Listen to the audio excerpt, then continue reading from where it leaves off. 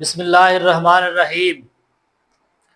السلام علیکم ورحمۃ اللہ وبرکاتہ۔ میں ہوں شاہد نواز چشتی اور آپ دیکھ رہے ہیں اسوہ Islamic wisdom YouTube channel.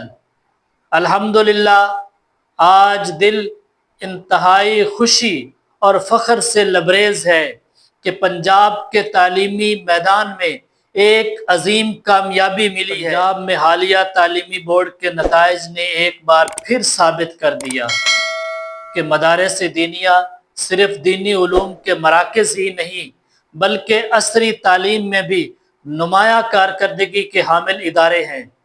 Punjab کے 9 بورڈ میں سے 8 میں پوزیشن حاصل کرنا اس بات کا منہ بولتا ثبوت ہے کہ جو تنقید مدارس پر کی جاتی رہی وہ محض تعصب پر مبنی تھی، حقیقت سے اس کا کوئی تعلق نہیں۔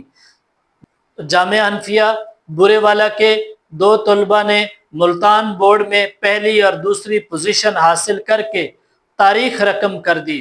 اس میں سے ایک طالب علم کے والد رکشہ چلاتے ہیں، لیکن بیٹے نے والدین کے محدود آمدنی کو اپنی کامیابی کی راہ میں رکاوٹ نہ بننے دیا۔ یہ کامیابی صرف ایک فرد کی نہیں بلکہ پاکستان کے مدارس کے پورے نظام کی جیت ہے۔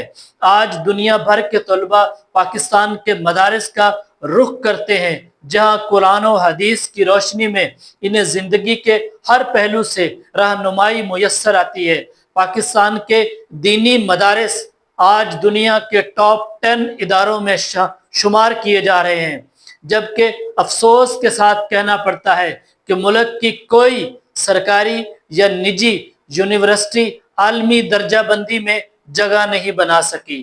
مدارس کے طلباء دین کے ساتھ ساتھ دنیاوی تعلیم میں بھی مہارت حاصل کر رہے ہیں۔ یہ نوجوان محدود وسائل میں رہ کر بھی غیر معمولی کارکردگی کا مظاہرہ کرتے ہیں۔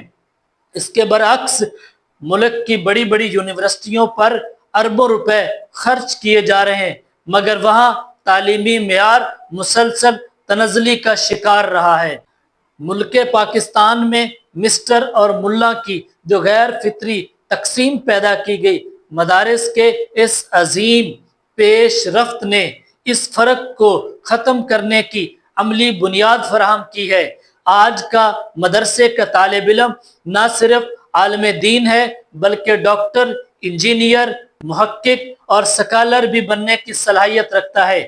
ان تمام کامیابیوں کے پیچھے جن عظیم شخصیات کی محنت، دعائیں اور تربیت شامل ہے، ان میں ہمارے شیخ حضرت اقدس حضرت مولانا قاری محمد طیب حنفی صاحب دامت برکاتہم العالیہ اور مفتی عبدالرحیم جامعۃ الرشید کراچی اور اس کے علاوہ دیگر علماء کرام کا کردار انتہائی نمایاں ہے۔ آپ نے نہ صرف مدارس دینیہ میں عصری علوم کے نظام کو قائم کیا بلکہ نوجوان نسل کو دین اور دنیا دونوں میدانوں کا سپاہی بنایا۔ دعا ہے کہ اللہ تعالی ہمارے مربی و مرشد حضرت قاری محمد طیب حنفی صاحب دامت برکاتہم العالیہ کا سایہ تا دیر ہمارے سروں پر سلامت رکھے۔